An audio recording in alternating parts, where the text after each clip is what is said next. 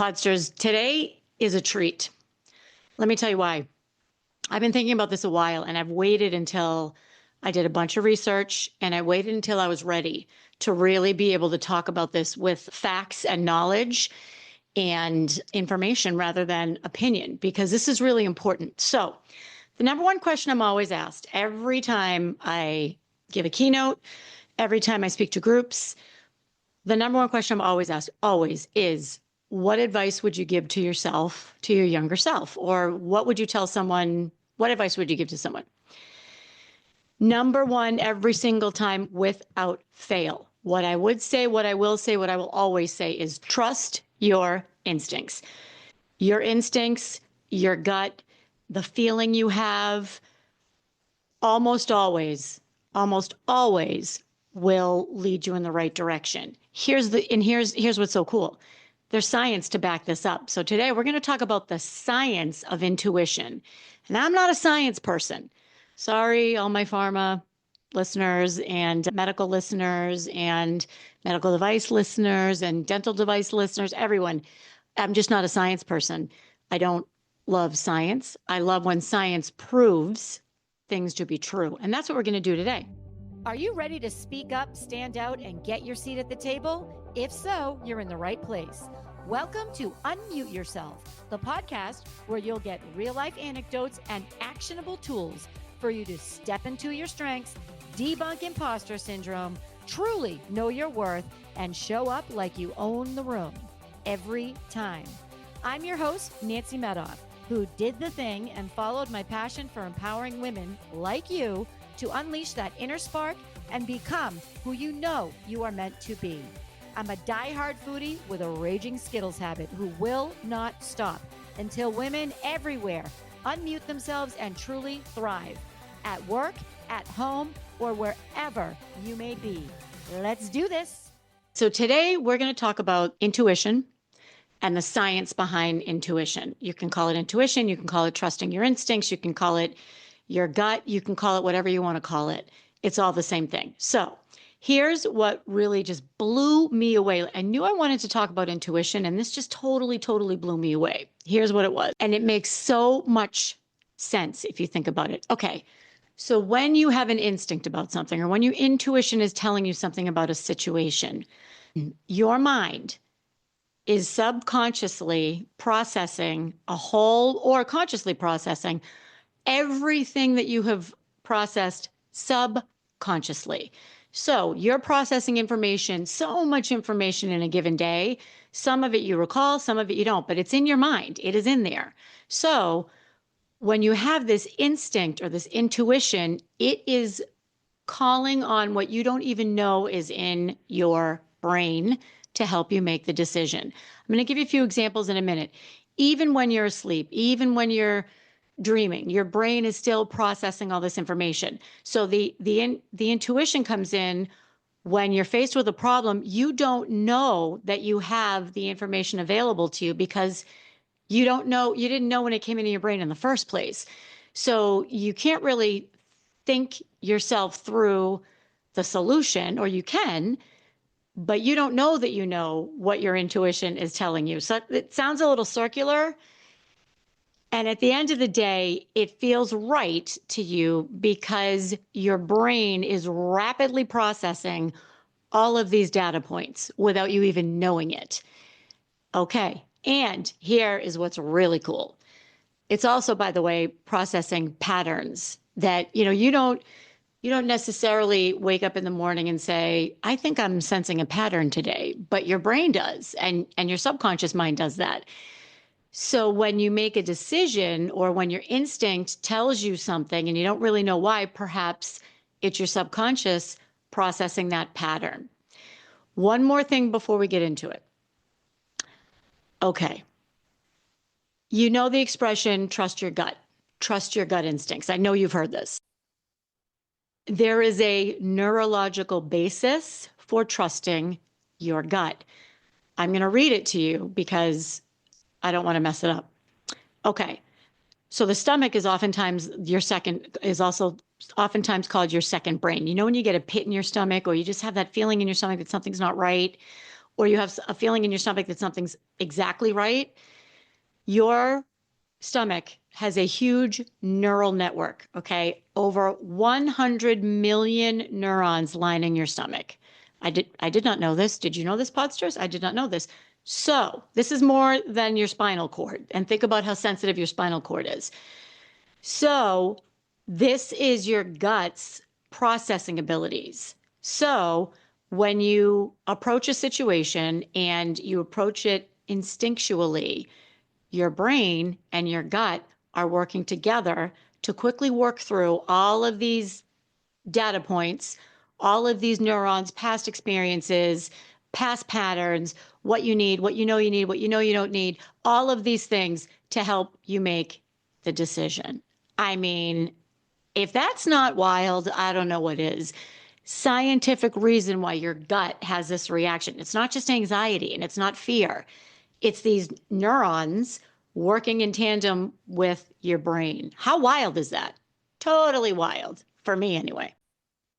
Another reason why trusting your instincts or using your intuition is so powerful, we do not have as much time as we used to. As a society, as a country, any country really, we don't have time. And many people, particularly leadership, but everyone, because leadership has to make more, as you get further and further advanced in your career, you start making more intuitive decisions. One is because you learn to trust your instinct, and two is because you don't have the time to gather all that data. So the data is already in your head. You only have a split second sometimes to make these decisions, or much less time to make these decisions. You know the value of not overanalyzing, so you've learned to trust your instincts. And a lot of that is, again, because we just have less time. All right, so let's talk about, if I wish I had a guest today, because we would talk about when to trust and when to toss. Trust or tossed, Podsters? Here's the question. Trust or toss? All right. Your safety. You're walking home from an event and it's not, a dark alley, but you're walking and something feels off. Perhaps there's somebody walking on the other side of the street or someone approaching you, and your instinct is telling you, or your intuition is saying, avoid this person. Okay. That is a time to trust your instincts. We've all heard the stories of women, maybe men. Most of the stories I've heard have been women who, somebody was eyeing them, or they didn't like the way someone was looking at them or interacting with them, and they removed themselves from the situation. Ted Bundy's a great example, a pretty grim example, but a good one. There are many, many women who have shared that when they were approached by Ted Bundy, even though he was charming, even though he was handsome, even though he was very endearing, something felt off and they didn't help him. So for those of you who might not know, I'm not going to get into it. So for those of you who might not know, he was a very bad person. He was a serial killer in the US, really just a sick individual. And almost all of his victims voluntarily went with him. He was that charming. And it's not their fault. So the ones who had the feeling and got out of Dodge, they survived and they didn't end up with him. Okay. So that was a little extreme. I want to make sure that you really get this, and that or I know you get it. I want to make sure that you feel good about your decision next time to remove yourself from a situation like that. It could be going somewhere with a group of friends that you think something's not right about that. It could be anything. If it's your safety, definitely trust your instincts. Okay. Instincts. Trust or toss. Your health. Okay, so we've all heard the stories of the women who, and I'm sure men, the stories I've heard are women who go to their doctor says it's nothing, don't worry about it, and something tells them to get another opinion. They may get 5, 6, 7, 8 opinions. I have seen stories of women who have been to 10 doctors, and it's the 10th doctor that says, no, this is a problem, this is cancer, or this is a tumor, or this is whatever the case may be. If you feel, and any doctor, any good doctor in the world will tell you to trust your instincts every time. So when it comes to your health, trust your instincts. Always, always, Podsters. I'm going to get into instincts in a relationship in a little bit. I want you to stay tuned for that. And I'm going to switch gears a little bit and talk about trusting your instincts at work. Okay. So if you are interviewing someone for a job on your team and that candidate feels a little off and you're like, yeah, I can't put my finger on it. I will tell you, Podsters, every single time I had a hesitation about hiring someone, every time, and I hired them anyway, it turned out to be not a good fit. Doesn't mean it was a bad person, doesn't mean they didn't contribute. Every single time they ended up leaving, usually within a year or two, leaving or being asked to leave or, whatever. And it was something in my instincts or something in my subconscious said, yeah, this person they look great on paper, but I'm not feeling it. I'm not feeling it. Every time, Podsters, trust it. That is a trust. And that's not to say it's going to be accurate every time. I truly can't think of a time when my instinct said not to go with a candidate and I went with the candidate and I ended up being wrong. That's not to say I'm never wrong. Yeah, I don't. And even when other people weren't supportive of a candidate, but I knew but I knew in my heart and my gut, I knew, no, this person's got what it takes. This person's got what it takes every time. They were successful every time. So when you're hiring candidates, trust your instincts. Okay. What about when you're interviewing for a job? Trust or toss. So you're interviewing for a job and it's a great job on paper, great job. And you're interviewing and you learn more and more and they're checking all the boxes and it really is a great opportunity. Something just doesn't feel right and you can't put your finger on it. I would say this is a really strong example of when you might think you're happy doing what you're doing and you might think, or you've been programmed to think about what's next and it's a great job on paper. If you are not 100% sure that you want to do the job, not that you can do the job, because many of us oftentimes feel we can't do the job, and that's very many other episodes. If something's not right and something makes you feel like it's not a fit, this really could be you don't really want the job. And your conscious mind isn't ready to say that. Your subconscious mind, which is where all your subconscious thoughts, desires, wishes, wants, it is now coming forward and saying, this job does not align with what she really wants. So yeah, it looks great, but this is your subconscious speaking. I'm going to tell you not that there's something off. So that's a time when I would suggest you trust your instincts. You got to make sure here that it's instincts and it's not fear, or it's not imposter feeling, or it's not something else. But if everything else is aligned and it's just not right, trust your gut. Trust your gut. Okay, this one is a doozy. Okay. If there's someone and you feel uneasy around them, this is a person. Let's say it's a bad person. And it's funny, Podsters. My notes here say yes, yes, yes. There is a reason why you are uneasy around this person. And I'm not talking about, being shy or being an introvert. I'm not talking about that. I'm talking about something's not right with this person, or something's not right with this person in this situation. This very well could be your subconscious picking up on cues and clues that your mind isn't seeing, your conscious mind isn't seeing. How many times have you said, I knew it. Like I knew it. I knew something was off with that person. I've said it many times. I'm sure you have too. Here's what it could be. They could be exhibiting a behavior that someone from way, way, way back in your past exhibited. You either buried it or you forgot about it. And they could be exhibiting that same behavior every single time. If it is about a person and they make you uneasy, trust your instincts. This is not paranoia. This is not projection. This is there's a yellow flag there. And even if you can't put your finger on it, trust it. Trust it.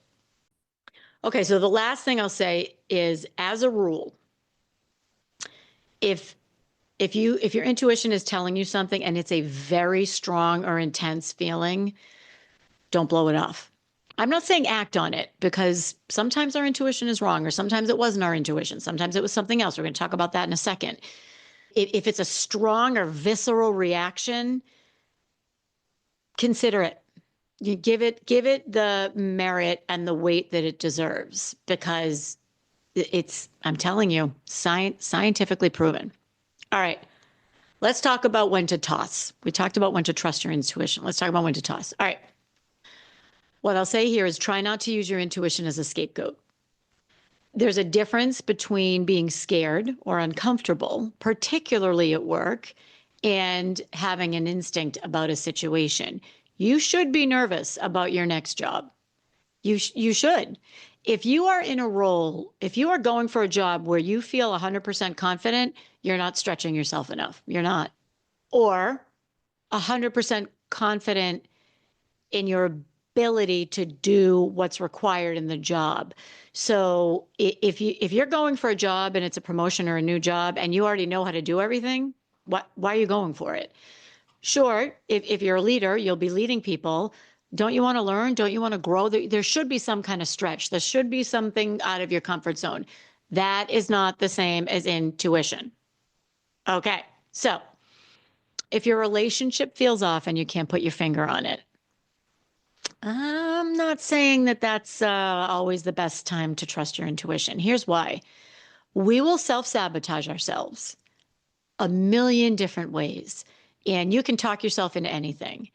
And it is very easy to say, yeah, we've been together a while, but my intuition is saying he's not the one for me. Okay, maybe it's right. I feel like we will try very hard to come up with excuses to self-sabotage successful personal relationships. And it's very easy to just say, oh, something just didn't feel right. With a relationship. By the way, that's not a one-time situation. That's a relationship, which is all the more reason why maybe you toss that and just file it away and just keep thinking about it. Okay. I'm going to go back actually to when to trust your intuition. I've been talking, this is so interesting because I've been talking about this a lot the past week or so. If you meet someone and you're instantly attracted to them, and I don't mean physically attracted, I mean if you're attracted to their energy, if you see someone and you say, I want to spend more time with this person, or if you meet someone and you're like, wow, I really like this person. I think this person is really smart, and this person is someone that I definitely want to spend time with. Trust it. Trust it, trust it, trust it. You're so, even if you have nothing in common, and this is when you're networking too. So even if you meet someone who is in a vastly, wildly different space than you are, nurture that relationship. There's a reason why you are connecting to that person, and there's a reason why you're drawn to that person, and your subconscious mind knows why. Your subconscious mind is trying to tell you that this person will get you closer to some kind of desired outcome that you might not even know you have anymore. Do not blow this off. Nurture the relationship, even if you don't know why. Even if you don't know why. I have a million examples. Here's a great example. Many of you have heard the podcast with Brenda Johnston. I'm actually going to link to those in the show notes. Brenda and I met. I was instantly attracted to her in terms of who she is. I saw her. I'm like, I want to get to know her better. We could not be more different in terms of how we live our lives. She lives in another country. We do similar things in our coaching, but she does it very, very differently than I do. As she's been on here 2, maybe 3 times. And I knew that I wanted to get to know her better. And it turns out that she showed up for me at a time in my life because I knew her when I needed her. And I didn't even really know I needed her. So trust your instincts when it comes to people and networking. So in summary, Podsters, your instincts and your intuition are scientifically backed. More often than not, there's something there. And acting on it, or making sure that you're really giving it some consideration before you make decisions, is really, really going to pay off for you in the end. I promise you, Podsters, particularly at work. So with that, my Podsters, here's what I'd like you to do for the next week or so. just pay attention to when your instincts kick in. You don't need to keep a diary. If you want to, that's great. And you don't need to act on every instinct you have. That could be a little impulsive.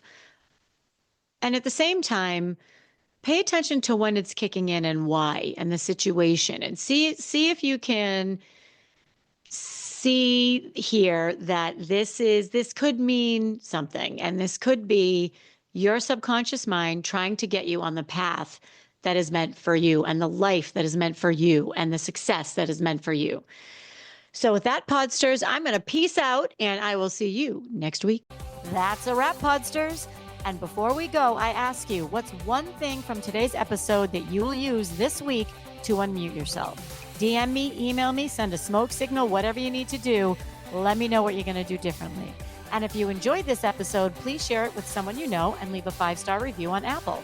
This helps me spread our message of empowerment to more people worldwide. Let's do this.